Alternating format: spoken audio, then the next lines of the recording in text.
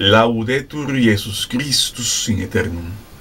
Os saludo a vosotros, devotísimos espectadores, para iniciar una consecución de vídeos que fueron propuestos por un piadosísimo espectador en la caja de comentarios hace cosa de mes y medio, 2 meses. El tema a mí me llamó mucho la atención porque surge desde un punto de vista que es el adecuado. Sabiendo que existe una situación en la iglesia, ¿cómo hacer para consagrarnos? Prácticamente cómo hacer para sobrevivir espiritualmente el debacle eclesiológico que la iglesia vive. Un servidor lleva años en esto. Llevo 10 años como seglar, simple seglar.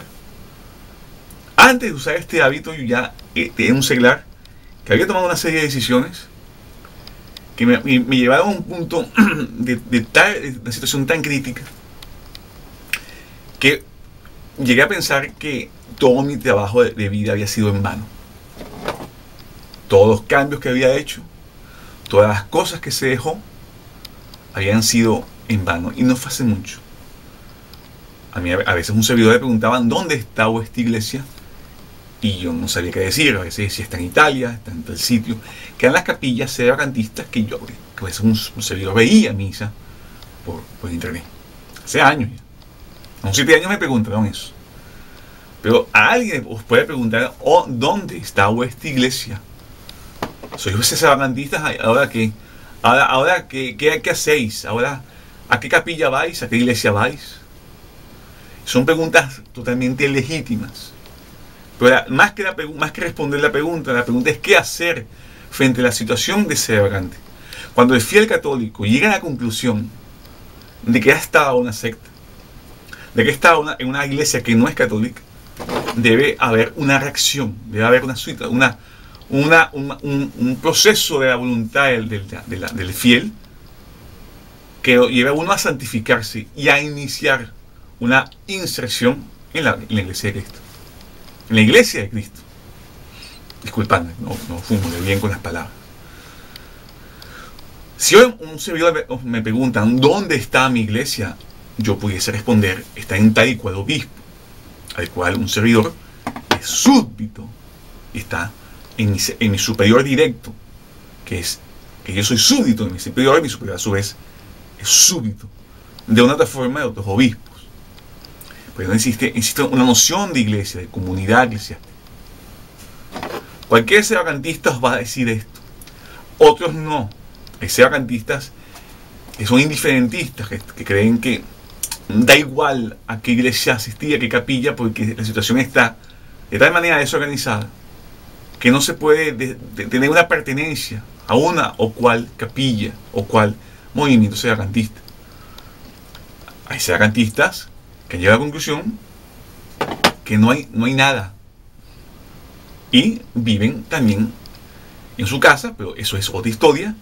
Un servidor no jamás recomendará el tipo de vida nefasta, el tipo de vida desesperante que debe tener un sedefinista. El sedefinista, a mi parecer, un servidor, es muy parecido a los grupos Hikirimori en Japón. En Japón existe un fenómeno sociológico, que son jóvenes que se encierran en su cuarto, por algunas razones que no viene al caso comentar, y pueden estar años sin salir del cuarto. Es un fenómeno tenebroso. Y existen también en otras partes de Occidente, si bien Japón no es Occidente, pues está muy occidentalizado. Yo un servidor conocido de algún caso de personas que son hikirimoris, no son japoneses, pero son personas que viven en un cuarto inundados de tecnología, inundados de videojuegos, inundados de internet. No estudian, no trabajan, no salen del cuarto, sus padres los alimentan en el cuarto. Tienen unos grandes problemas y están siendo adolescentes, sin un tipo de problema psicológico.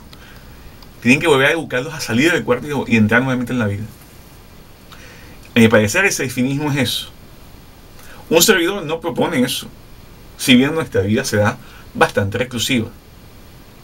Mi vida es bastante reclusiva, pero eso no evita que yo trabaje, que tenga obligaciones de Estado y tenga obligaciones, exacto, religiosas que están dentro de mi obligación de Estado.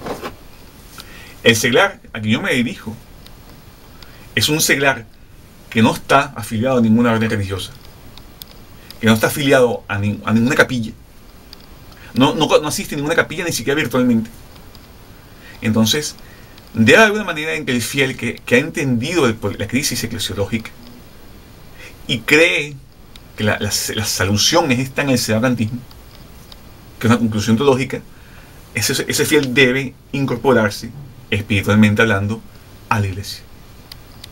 De lo contrario, vais a entrar en la que se puede además una especie de apatía o de una situación de desesperación que puede o caer en la apostasía o volver nuevamente al no uso. La idea es permanecer, una vez llegada a la conclusión teológica, aceptar la conclusión teológica. La idea es permanecer en esta conclusión teológica y ver cómo se hace para mantenerse católico, que es posible. La iglesia ya ha hecho estas cosas en el pasado. Como digo pasado, hace siglos la iglesia vive así. Cuando hay problemas de cisma, los fieles se organizan, viven una vida espiritual de supervivencia y esperan que vengan misioneros. La iglesia de la actualidad pasa por situaciones semejantes. A veces algunos fieles van a tener que optar por viajar, sea en tren, sea en carro, sea en avión, sea en todos los métodos. Un servidor ya lo ha dicho hace más de 10 o 13 años. Yo ya tomé por lo menos 2 aviones, no, mentira, falso, un avión, tren y autobús para llegar a una comunidad religiosa. Y devolverme también. Y he hecho lo mismo una vez hasta llegar a perderme.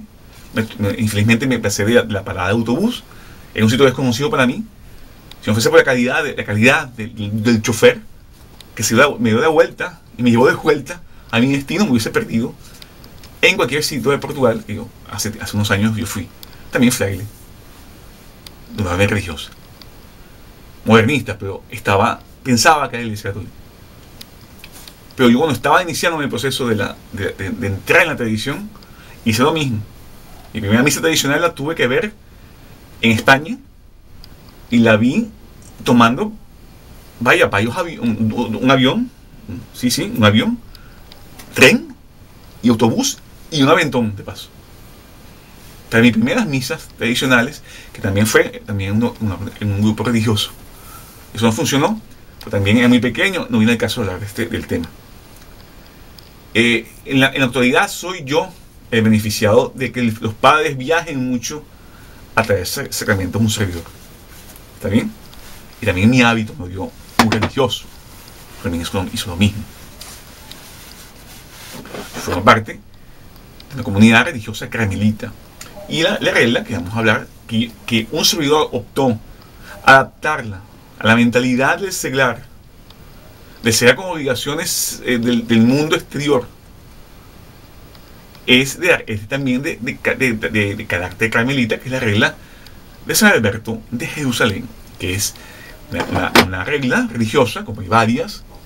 Esta regla es medieval, fue dada a los monjes que estaban en el Monte Carmelo, perdonadme, que provenían ya de San Elías y necesitaban una estructura, algún tipo de ordenamiento jurisdiccional, de trámites, digamos que de admisión de vida religiosa, de que hacer que tuviese una correlación entre el obispo, que conociese la forma de accionar de estos monjes y los propios monjes que iban viviendo y iban aceptando otros monjes. Es una regla bastante primitiva. Un servidor no sigue esa regla al pie de la letra. Seguimos una que tiene los mismos principios.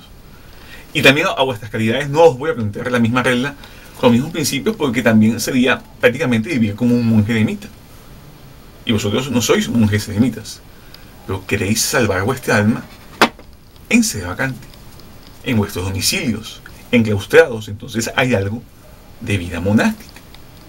Y eso es lo que un servidor os va a enseñar, Dios mediante, con todas las limitaciones de mis criterios, pero teniendo en cuenta las reglas carmelitas que ya he tenido por mis manos, la regla de San Benito, que también conozco, que leo a diario, por más que no sea monje benedictino, pero las leo a diario, porque son reglas afines, la regla de San Pacomio, también una regla primitiva del siglo IV.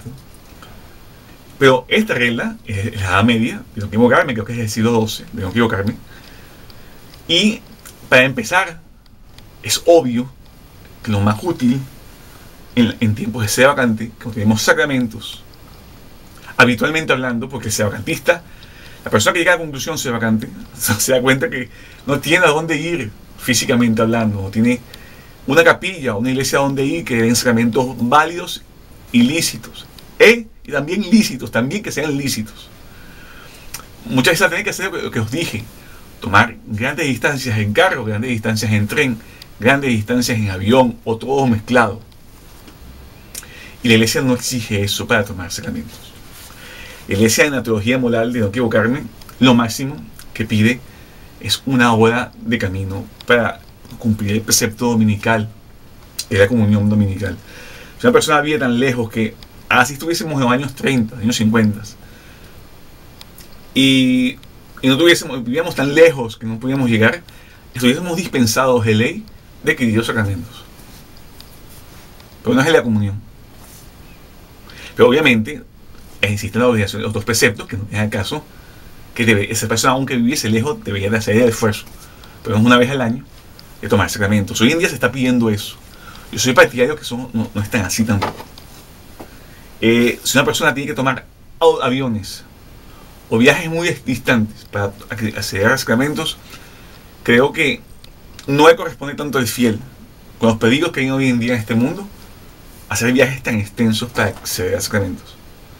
Eso es un trabajo que más le conviene es al fraile, al misionero. Y saliendo de este pequeño de paréntesis, vamos a empezar con 2 puntos. Yo los voy a plantear en este video apenas 2 puntos.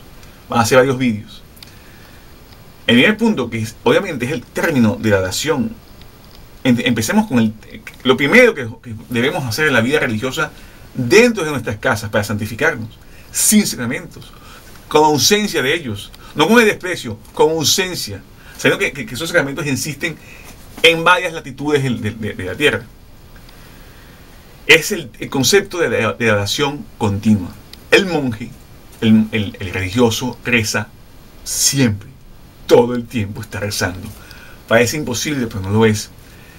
Es estar todo el tiempo rezando, día y noche, rezando, día y noche, teniendo en cuenta en la mente, la memoria y la voluntad, la oración. Es importante eso. Saber siempre que cuando estamos haciendo alguna tontería, perdiendo el tiempo en hablando de alguna tontería, se podría haber usado ese tiempo para rezar. Cuando pensamos en una persona, cuando estamos distraídos en nuestras labores domésticas, pensar en alguien, eso es motivo, es el mejor momento para rezar por esa persona. Por ende, la oración continua es meditar todo el tiempo en la ley del Señor y la oración para el Señor. San Pedro, apóstol, nos pide eso en la primera carta de Pedro, capítulo 4, versículo 7. Estar prudentes en la oración. Esa ley divina, positiva, compete a todos los fieles de la Iglesia Católica. Como dice el Papa San Pío XII, en Adicinadum Gentium, los fieles se dividen en clero y en seglares. Por ende, este término de ley divina, de ser prudentes en la oración, compete al clero y a los fieles. Por ende, a vosotros os compete estar prudentes en la oración. Siempre prudentes en la oración.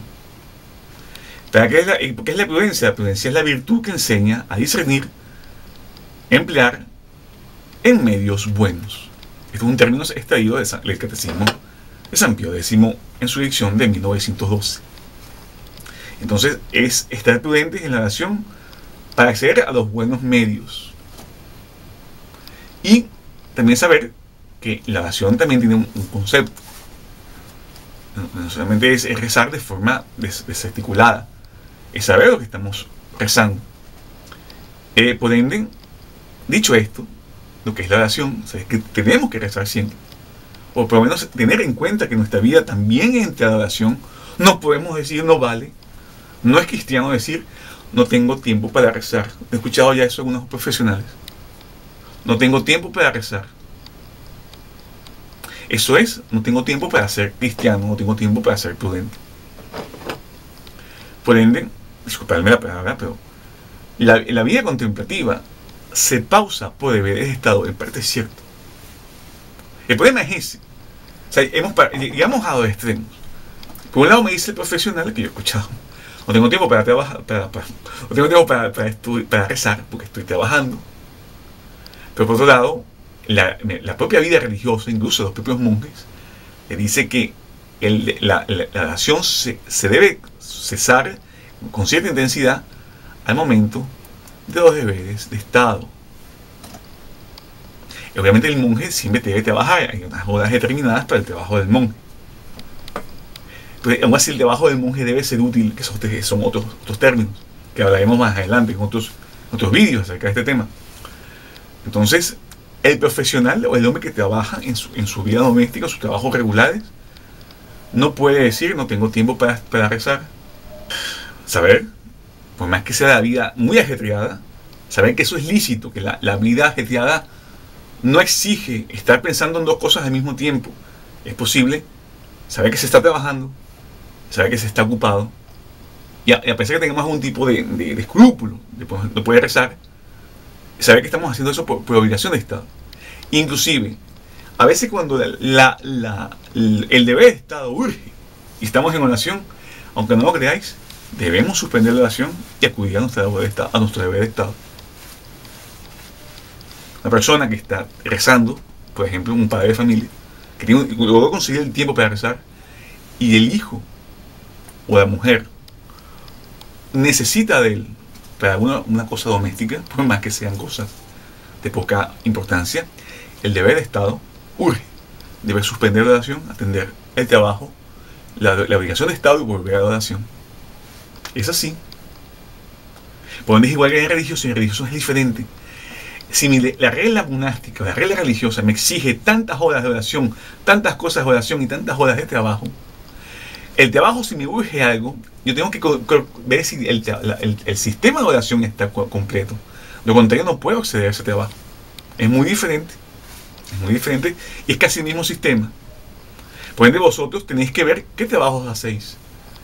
No sé si ya estáis jubilados o tenéis trabajos ya menos exigentes por la edad, porque ya os dije que en este canal las estadísticas me dan personas ya mayores de 65 años o de 55 a 65, aunque también están empezando a aparecer personas ya de los rangos de 35 años, que ya es vida plena activa. Entonces tenéis que saber a qué trabajos os dedicáis, cuál es el tiempo que tenéis para administrar aquello que os voy a exponer. Porque yo también pertenecía al mundo secular, que se está todo el tiempo pensando en el mundo exterior. Y dicho esto, saber eso entonces, o sea, la nación tiene un tiempo y el trabajo tiene su tiempo, que es la labor el deber de Estado. Los deberes de Estado no solamente es trabajo, también son otros. El casado tiene unos deberes de Estado muy particulares, incluso el soltero que también es un estado de vida, tiene también unas reglas. Es obvio que el soltero tendrá más tiempo para rezar. Y también la viuda. La viuda tiene más necesidades de repente. Depende como ya el marido la habrá dejado. Pero el hombre casado tiene más responsabilidades, sobre todo hoy en día. Pero y también como antes, también era difícil porque había más hijos. Y también había más deberes. Así yo no soy muy partidario de que los jóvenes. El problema es que hoy en día, y creo que además del tema, el dinero no vale nada. Y por eso que las dos partes llegan al punto de trabajar, que ese es otro problema. Que la mujer y el hombre tienen que trabajar en el mundo secular. Y cuando llegan a casa no alcanza y viven alquilados, a veces viven hasta con sus propios padres.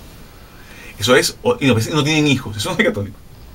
O sea, si os vais a casar para no tener hijos, es mejor que no os caséis. Es en serio, ¿no? Hasta es pecado hacer eso. Probablemente el matrimonio puede ser nulo, inválido. O sea, si los novios se van a casar con la opción de no tener hijos, o incluso que esa sea una idea bastante latente en las ideas de los novios, probablemente ese matrimonio sea inválido. Pero son otros temas. Entonces, Sabiendo que la adoración es continua, debe ser, en la vida religiosa del monje es continua, en nuestras casas debe ser de una u otra forma continua. Ya os dije algo parecido. Si pensáis en alguien, rezad por él. En serio, es lo más básico, parecen tonterías, pero es eso. Es hacer que nuestra vida sea siempre una oración. Entonces, la oración, según San Pío X también, en el Catecismo de San Pío X de 1912, la oración es una piadosa elevación del alma a Dios para conocerle bien, adorarle, darle gracias y pedirle cuanto necesitamos. Ese concepto, para personas que no supiesen ni decir algo aproximado.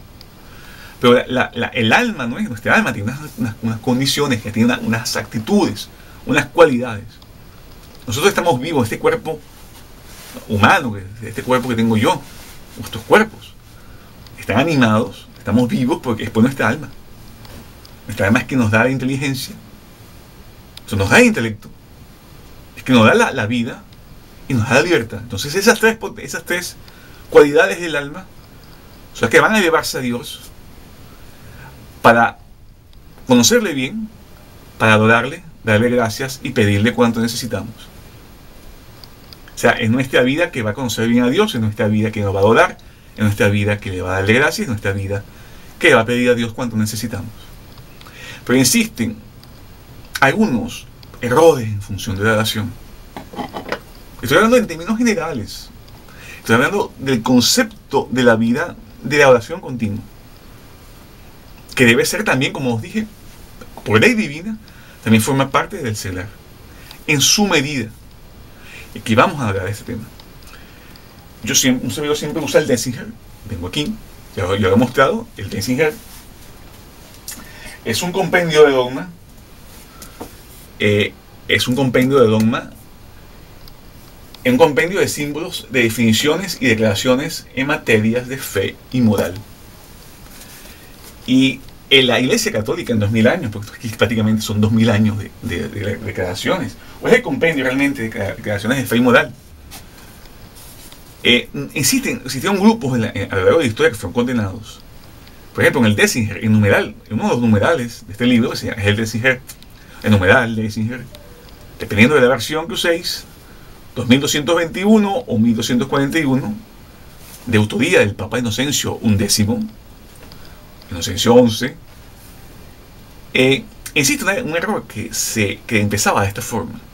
En la oración se debe permanecer la fe oscura y total, en el reposo y en el olvido de cualquier pensamiento particular y distinto sobre los atributos de Dios y de la Trinidad. Esto es una idea que está condenada. Es la idea de las religiones orientaloides, de estas religiones tipo hinduismo, budismo, que es la aniquilación total del pensamiento, la famosa idea de la mente en blanco. Esa idea, eso no es cristiano. Cualquier persona que crea que la religión cristiana es llegar a esos niveles de aniquilación, no está bien. Y el Papa tiene unas palabritas para eso, para esta condena. Pero también existe el famoso reposo. O sea, la idea, el Papa también me condena el reposo. Porque dice la oración, este error es que la oración permanezca también totalmente oscura, o en blanco, como hoy en día se conoce.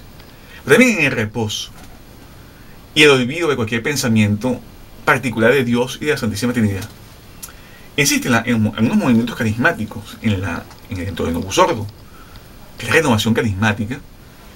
¿Sabéis? Esos movimientos religiosos vienen de pentecostalismo, pero hay personas que llegan a unos puntos de euforia, hay unas técnicas para ello, que no tiene nada de caso hablar. Llegan a un punto tal de éxtasis de las emociones que colapsan. Y se llama el reposo en el espíritu.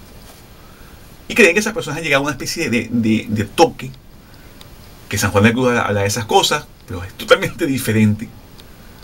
Pero este reposo en el olvido, este reposo de estar como ido y creer que haber llegado por medios sean demoníacos o por metodología propia de un desorden de las emociones y de los químicos del cuerpo, se colapsa, se desmaya.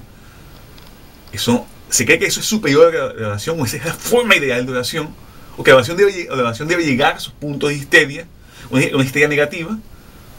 Esa idea, el Papa me dice a mí que es errónea, es próxima a la herejía y relajada de las disciplinas cristianas. Entonces, cualquier movimiento que tengáis en vuestra vida que pretende llegar a esto, no es católico. De hecho, es cercano a la herejía y es erróneo. Ese es inadecuado. Por ende, la imagen, eso se da más cuando lleguemos al punto de los oratorios, pero no nos compete ahorita hablar de eso. Entonces sabemos muy bien que en la oración, y ya es intelectual, como me dice el Papa San Pío X, es llevar el alma, nunca se olvidéis, el alma es intelectual, lo que nos da el intelecto a nosotros es el alma. Y es el alma que debe conocer bien a Dios. Es el alma, es el intelecto que debe adorarle. Es el intelecto que debe darle gracias. Es el intelecto que debe pedirle cuanto necesitamos. El intelecto abstracto ve imágenes, puede formular imágenes. Es capaz de lograr hacer eso. Y eso es loable, lo quiere el catecismo, lo quiere el Papa. Y aparte el Papa Inocencio XI condena la idea contraria.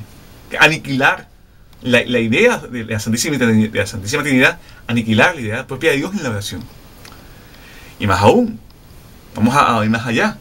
Otro error condenado en el Déciger por el Papa Inocencio XI, que está enmarcado dentro del numeral 2214 o 1234, dependiendo de la edición del Déciger, que dice más o menos esto. Yo tengo que condensar. Por más que estemos sometidos a la voluntad divina, debemos pedir a Dios. O sea, ese es el criterio bueno. Pues el Papa lo condena, el sentido contrario. Porque hay personas que creen que haber sido justificado por el bautismo y haber sido justificado por nuestra voluntad acerca de los mandamientos de Dios y la ley divina, las personas que se creen, que es lo que condena el Papa, que haber sido justificado y pretender estar dentro de la voluntad de Dios hace que la oración, como es algo particular del alma, se crea que es algo egoísta, egocéntrico, y por ende que Dios no le agrada. Y esta idea es blasfema. El Papa Pío XI me plantea esta idea. Por ende, por más perfecto que se sea en la oración, o por más perfecto que pensemos que hemos llegado en los años o en los meses, porque hay religiosos que me hablan que en meses se pueden llegar a unos grados de perfección. Yo soy partidario de que eso es en años. Hoy en día es en años, o al menos en mi caso. Yo realmente yo jamás no creo que llegue a niveles de grandes santos. Realmente yo, un servidor, cree que mi vida espiritual es bastante inestable. Por más que sea religioso, yo veo mi vida espiritual inestable. Es una cosa que os revelo. Por ende, las personas que llegan a niveles espirituales muy grandes, muy elevados, que está en las obras de San Juan de la Cruz, jamás se puede pretender que no se puede pedir en la oración. Es más aún, porque se anularía el concepto propio de la oración, que es que el intelecto y la voluntad y la vida del alma no quiera ya conocer a Dios, no quiera ya adorar a Dios, no quiera darle gracias y no quiera pedirle cuanto necesita. Es totalmente la antítesis de la oración. No creéis en esas cosas orientaloides que os plantean, ya sabéis, la mente en blanco, la mente negra, la mente oscura, sin ideas de Dios, sin ideas de Santísima Trinidad. La idea de reposo, de anulación de las potencias del alma, que se llama reposo, o en estados meditativos donde se anula toda la noción de lo que el alma es capaz de hacer. Y aparte, pretender también ser perfecto y no ser capaz de pedir, son ideas condenadas. La última es blasfema, la idea tanto de anulación del intelecto como de reposo, para que solamente se puede adorar por reposo, son ideas que escapan de la disciplina católica y son cercanas a la herejía y son erróneas. Y aún así, tenemos cosas buenas en la oración. Cosa que os compete a nosotros y a vosotros, que sois laicos o sois seglares. En el Déciger 2182, el Papa me dice a mí que los pequeños son pequeños en la fe. Incluso a veces los casados gozan de los dones de la contemplación, de la oración.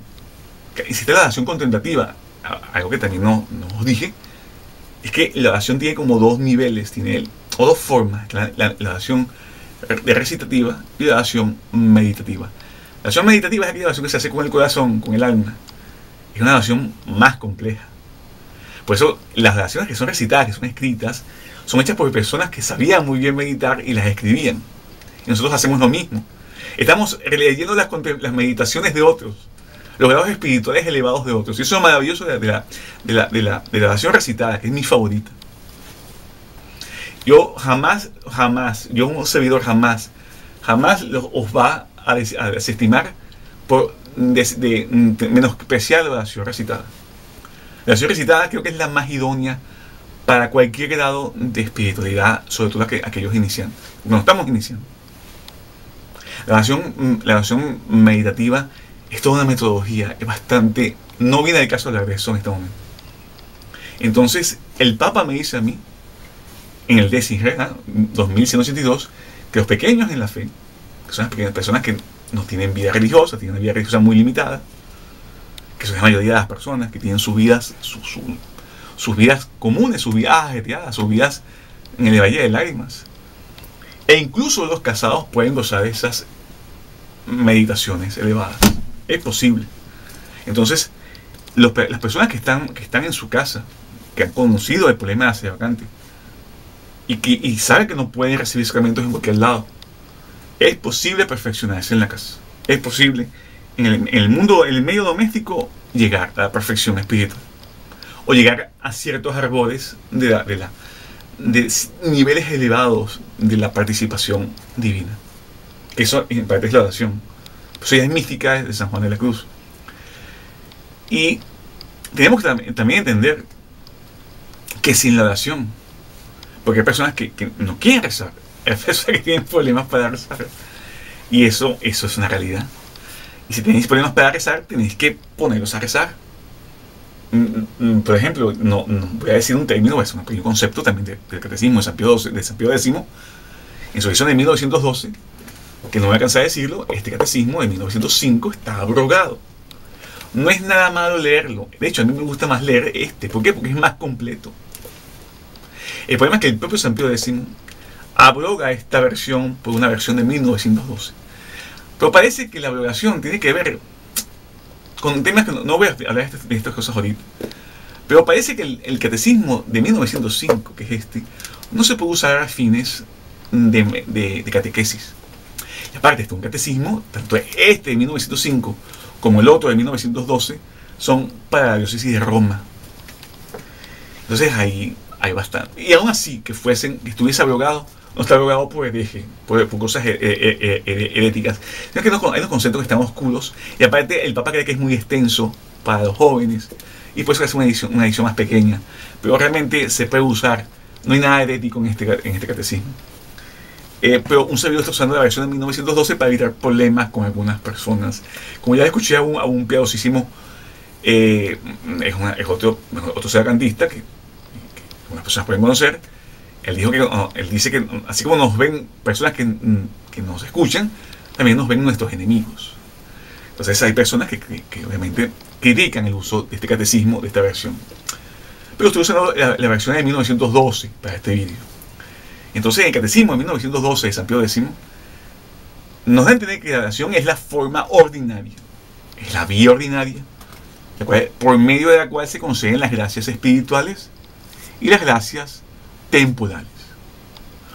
No hay manera de acceder a gracias espirituales si no es por oración, y no hay manera de forma ordinaria de acceder a cosas temporales si no es por oración. Los vicios, por ejemplo el vicio de arcoíris, se sale con oración. También con asistencia de un padre católico, pero también se puede salir por oración. No se va a salir de esos vicios sin oración. Cualquier vicio, no solamente el vicio del arcoíris, la propia alcoholatría, las personas que son cleptómanas, o que son cleptómanas de oficio, las personas que practican la rapiña, las personas que son personas que son maledicientes. Esas personas, creo que me quedando por fuera, pero esas personas no heredan el reino de los cielos y están en pecado mortal. Solo se sabe del pecado mortal con oración se sabe del pecado mortal. Hay varias personas que, claro, también hacen esos sacramentos, pero la oración, como dice San Pío X en su catecismo de 1912, es la forma ordinaria para acceder a una gracia. ¿Qué mejor gracia que salir del vicio del arco iris, se sabe con la oración? O se debe pedir la oración y buscar los medios para ello, y Dios concede la gracia. Es un influjo de Dios en el alma del hombre. También cosas temporales también se pueden conseguir con la oración. Las gracias temporales se pueden conseguir con la oración. Lo dice aquí el catecismo. Entonces, debemos saber lo que hemos hablado en estos momentos. La oración es un medio. Es el medio por excelencia en la situación actual. Y sabiendo eso, vienen las metodologías. Voy a culminar con una metodología que la lectura es, se conoce como la liturgia de las horas. Hay personas que me pueden decir a mí, un servidor, yo trabajo mucho tiempo, trabajo varias horas, no soy capaz de rezar la liturgia de las horas, que es el oficio divino, que es una oración por excelencia monástica. Yo tengo ciertas dudas de eso. Creo así como se aprende a hacer algo y compartirlo con el trabajo, se puede lograr aprender las diferentes formas de la liturgia de las horas. Claro, hay varias liturgias de las horas, por favor, no me malinterpretéis. No quiero ser extenso, pero tengo que mostrar. Existen, por ejemplo, estos son 4 tomos, estos son 4, pero para evitar espacio. Esto es el oficio divino. Esto se reza un poquito cada día, durante todo el año. Se santifica el día, desde el día hasta la noche. Entonces siempre estamos, como dice San Pedro, prudentes en la oración. Una forma práctica de hacerlo. Una forma en donde se usan salmos, se usan capítulos de la Sagrada Escritura, se usan versos, se usan poemas, que son los himnos, se usan oraciones de la iglesia, también son poemas, que nos hablan de las verdades de fe. Y cada día la iglesia en la misa reza igual que se reza en la liturgia de las horas. Por cierto, estos libros son 4, son 4 volúmenes, yo tengo los otros 4, los otros 2 que faltan, están aquí. Pero esta versión de Pío XII no se puede rezar. Alguien me puede decir, pero ¿cómo es eso? Pío XII hizo algo malo. Esta versión es, conocemos, de Cardenal Bea, que es una traducción al latín de unas versiones talmúdicas o las sinagogas de la Edad Media, que se incluyeron y se cambiaron toda la forma de rezar los salmos, como siempre se rezaban en la iglesia, en la Vulgata latina. Por ende, no se puede rezar, todo está bien, es el mismo breviario romano, es la misma liturgia de las obras romanas. Solo que los salmos no tiene tradición en la iglesia rezar así, son antirrítmicos, son antimelódicos. Y este es un breviario, también para la liturgia de las horas de Juan 23, que es el mismo ritual de Pío XII, solo con los salmos bien hechos, como siempre se han rezado.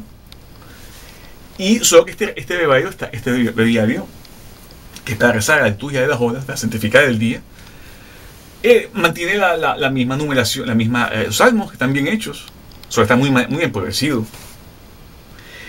Por ende, también está los oficios, el breviario monástico. Esto es un breviario monástico de mi orden religiosa, es del Santo Sepulcro de Jerusalén. Es una edición nueva, es una transcripción de breviarios antiguos, y aún así esto está reducido, está mitigado. Esto es para monjes laicos, como en mi caso, porque la edición original son 4 volúmenes. Entonces, esto es obvio que un servidor nos está pidiendo a seglares que tienen una vida doméstica ardua, que recen por lo menos el equivalente a 1 hora y media en silencio. Puesto que rezar unas vísperas en voz alta cantada pueden pasar de 45 minutos o más, pero en silencio pueden ser 7, 8 minutos, 10 minutos. Claro, eso a lo largo del día llega a la hora y media. Pero la iglesia ha sido sabia y siempre hay opciones. Esto es un devocionario latín-francés. Y aquí está el famoso oficio pequeño de la Virgen María, oficio parvo. Yo también tengo el oficio parvo de mi orden religiosa, que es propio de la orden del Carmelo de la regla terciaria que un servidor profesa. Quien no sabe, quien puede rezar, reza este, dentro de la orden religiosa que yo estoy. Pero quien podemos rezar el oficio monástico de Jerusalén, rezo este y rezamos este. Pero las personas por lo general en la orden religiosa que está un servidor, y hasta laicos a lo largo de la historia, desde la Edad Media, por lo menos de la Edad Media que tengo conocimiento yo, que ya se ha hablado en este vídeo, hay un vídeo acerca del libro más vendido de la Edad Media, que es el libro de las obras de Nuestra Señora. Pero el oficio parvo es igual, tiene las obras canónicas, más mitigadas, más pequeñas, más reducidas, no tan reducidas, pero es más monótono, entre comillas. Se puede rezar para todo el año y se santifica el libro con salmos y capítulos que son extractos de la Sagrada Escritura y versos que también son de la Sagrada Escritura o pequeñas inclusiones poéticas de los misterios de Nuestra Señora y de oraciones que son propias de Nuestra Señora e himnos que son poesías. Y se puede hacer, se puede rezar, y es muy pequeño y da para toda la vida, y vale la pena aprender el oficio parvo, vale la pena aprender a rezar el oficio parvo. Un servidor, muchos de algunas personas que forman parte de la orden terciaria de un servidor son casados y hacen el esfuerzo por rezar por obligación el oficio parvo de Nuestra Señora, que es claro, aquí está, es un devocionario del siglo XIX, pero existe una versión, está integralmente en latín, es esta, que se aprende, hasta hay formas de cantarlo, pero también se puede rezar en voz baja, y se santifica todo el día. Y la forma de pensar siempre en Dios. Lo primero que uno piensa al levantarse es, hoy tengo que rezar todo el oficio.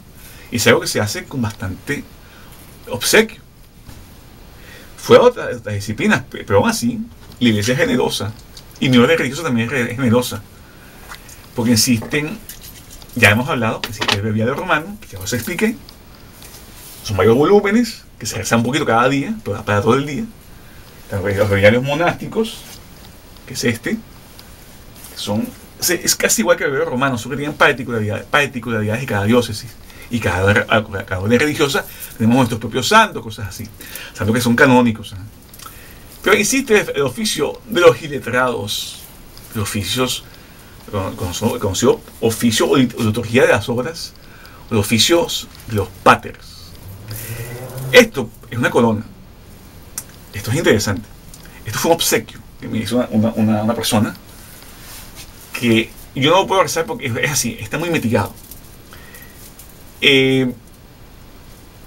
Este oficio, algunos terciarios modernos lo rezan y es muy pequeño. Por laudes, por la oración de la madrugada, que son las maitines, o las laudes, que apenas despunta el sol, o la prima, la tercia, la sexta, la nona, las vísperas, las completas, se rezan una cantidad determinada de Padre Nuestros y Ave Marías, que suplen cada hora canónica. Cada hora canónica es esto. Yo llegaré un día, llegaré en cada día, si es la mañana, rezo mis laudes. Después, si es el despunte de la primera hora de luz del día, rezo la prima. Ya a media mañana rezo las tercias. En mediodía rezo la sexta. A media tarde rezo las nonas, la oración de la nona. Al final del día, al final de la tarde, las vísperas. Y antes de dormir las completas. Y en la madrugada el oficio de maitines. Entonces es posible rezar. Si es posible hacer esto. Es el oficio de los paters. De los Pater Noster y Ave Marías. Y es posible. Yo no lo rezo porque obviamente tengo mi oficio monástico. Y si no supiese leer, no rezaba este porque es muy pequeño. Porque mi regla tiene una forma un poco más extensa de oficios de Pater Noster y Ave Marías. Que eso se da para otro vídeo.